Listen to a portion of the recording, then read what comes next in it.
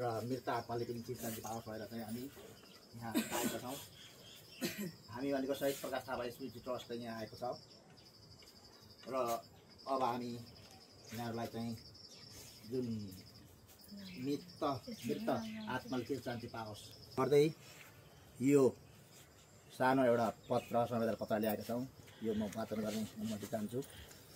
शहीद प्रकाश थापा स्मृति ट्रस्ट, शहीद भूमि 1 घङ्गर घरबुटा, भावपूर्ण श्रद्धाञ्जली। जन्म 2004 साल र स्वर्गारोहण 2082। स्मृति ट्रस्टका अध्यक्षज्यू र सचिवज्यू, हामीले यो यहाँहरूको तपाईँ आमा स्वर्गारोहण भएपछि यहाँहरूको चाहिँ जुन पिङ्गमाया कार्की, श्रीमान तीर्खबहादुर कार्की, छोरा बुहारी केदार बिन्दा कार्की र टेकबहादुर रत्न कार्की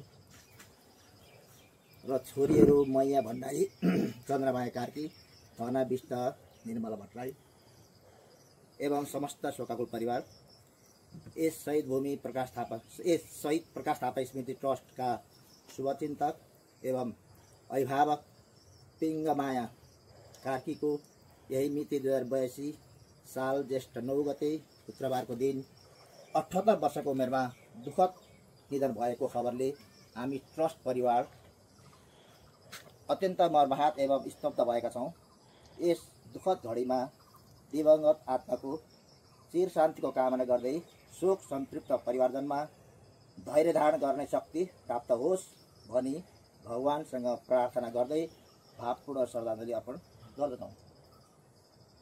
अर्जुन थापा सचिव, गोपालराज थापा संरक्षक, दिलबहादुर थापा अध्यक्ष, समस्त शहीद प्रकाश थापा स्मृति ट्रस्ट परिवार, शहीद भूमि गाउँपालिका वार्ड नम्बर 1 घङ्गहरू। धन्यवाद।